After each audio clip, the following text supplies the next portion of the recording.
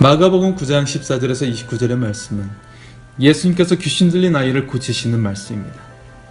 앞서 예수님께서는 3명의 제자만을 데리고 높은 산에 올라 변화된 모습을 보여주었습니다. 그곳에는 모세와 엘리야도 함께하여 이루 말할 수 없는 감격스러운 장면이 3명의 제자들의 눈에 들어왔습니다. 그러나 예수님은 제자들과 더불어 다시 마을로 내려오시게 됩니다. 그때 다른 제자들은 많은 사람들에게 둘러싸여 서기관들과 논쟁을 벌이고 있었습니다. 예수님께서 오신 것을 본 제자들은 달려옵니다. 예수님은 제자들에게 그들과 무슨 변론을 했는지 물으셨습니다. 이때 대답을 한 사람은 귀신이 들린 아들을 데리고 온 소년의 아버지였습니다. 소년은 말 못하게 하는 귀신에 들려 말도 못하고 듣지도 못하는 장애를 가지고 있었습니다. 소년의 아버지는 예수님을 만나 뵙기를 기대했지만 제자들만 있었던 것입니다. 그는 남은 제자들에게 아들에게 붙은 귀신을 쫓아달라고 간청했습니다. 제자들은 앞서 예수님께 권세를 받고 귀신을 내쫓은 경험이 있기에 흔쾌히 승낙했습니다. 하지만 결과는 참담했습니다. 제자들이 능히 해내지 못했다는 것입니다.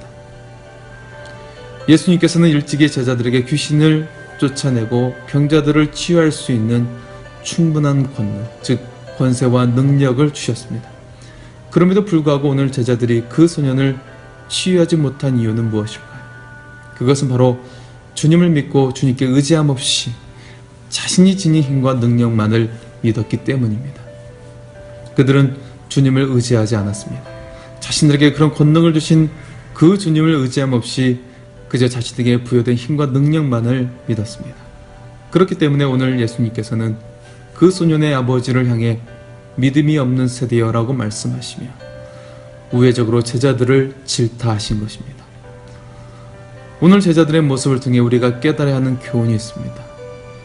주님으로부터 힘과 능력을 받았다 할지라도 그 힘과 능력 주신 주님을 먼저 믿고 의지해야 한다는 사실입니다.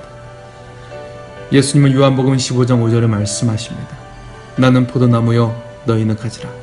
그가 내 안에 내가 그 안에 거하면 사람이 열매를 많이 맺나니 나를 떠나서는 너희가 아무것도 할 수 없습니다. 우리는 주님 안에 그리고 주님 곁에 늘 붙어있지 않으면 그 어떤 열매도 맺을 수 없는 존재입니다. 오직 주님께 붙어있고 주님을 의지하는 믿음을 통해 하나님의 은혜가 공급되기를 소원합니다. 예수님은 소년을 괴롭히고 말 못하게 하는 귀신을 쫓아내셨습니다. 이후 제자들은 예수님께 우리는 어찌하여 귀신을 쫓아내지 못했는지 묻게 됩니다. 이 질문에 제자들은 전에는 귀신을 쫓아냈는데 왜 이번에는 그렇지 못했는지를 묻고 있는 것입니다. 예수님께서는 29절에 기도 외에 다른 것으로는 이런 종류가 나갈 수 없느니라고 대답하십니다.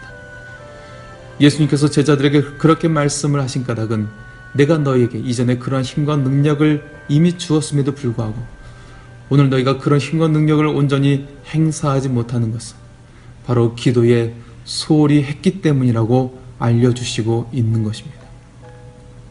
예수님은 이 대답에서 기도 외에는 이라고 하면서 한정적 의미를 강조하고 계십니다. 즉 기도 외에는 그런 능력을 행할 수 있게 하는 통로가 결코 없다는 뜻입니다. 어떤 어려운 문제라 할지라도 다른 수단과 방법을 쓰기 위해 골몰하는 것이 아니라 먼저 오직 기도만으로 해결해야 한다는 말입니다. 기도는 내가 현재 안고 있는 문제 해결 능력이 내게 있지 않다는 것을 인정하는 것입니다. 기도는 비록 내게 그 어떤 힘과 능력이 있을지라도 그 힘과 능력이 온전히 발휘될 수 있도록 도움을 주시는 분은 오직 주님이심을 인정하는 것입니다. 기도는 믿음과 상관성이 있습니다. 기도는 주님께 대한 믿음의 표지입니다. 기도는 나의 힘과 능력은 오직 주님께로부터 왔으며 그 주님의 주권에 의해서만 내가 주어진 힘과 능력이 온전히 발휘될 수 있다는 주님에 대한 믿음의 고백인 것입니다. 오늘 예수님은 귀신 들린 소년을 고치시려 할 때에 그 아버지는 제자들에게 실망하여 예수님께 믿음이 없이 요구를 하고 있었습니다. 무엇을 하실 수 있거든 우리를 불쌍히 여기사 도와주옵소서.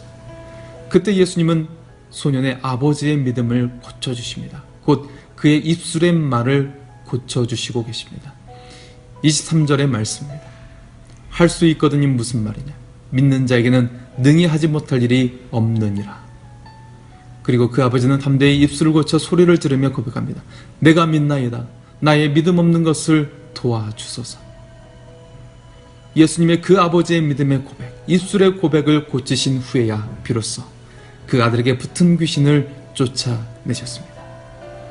오늘 우리의 삶에도 올바르게 믿고 올바르게 말하는 훈련이 있어야 합니다. 믿음은 삶으로 나와야 하고 믿음은 입술의 말로 나와야 합니다. 그래서 우리의 일생의 불평과 불만이 아니라 하나님을 향한 찬양과 감사로 채워질 수 있기를 소원합니다. 오늘 말씀에서 기도한다는 것에 대해 분명하게 말씀하십니다. 기도한다는 것은 기도하는 우리들의 모습과 상관없이 오직 예수 그리스도께 초점을 맞춰야 한다는 것입니다. 그래서 기도한다는 것은 무한한 능력을 지니신 주님께서 주님을 절대적으로 신뢰하는 자에게 능치 못할 일이 없게 하신다는 것입니다. 우리의 힘과 능력이 되시고 우리에게 능력 주시는 주님 안에서 우리가 모든 것을 할 수 있다는 고백이 있기를 소원합니다. 믿는 자에게 능치 못함이 없게 하시는 주님께서 오늘 우리의 삶에 함께 하심으로 은혜의 삶으로 인도해 주실 줄 믿습니다. 하나님께서 여러분을 사랑하십니다.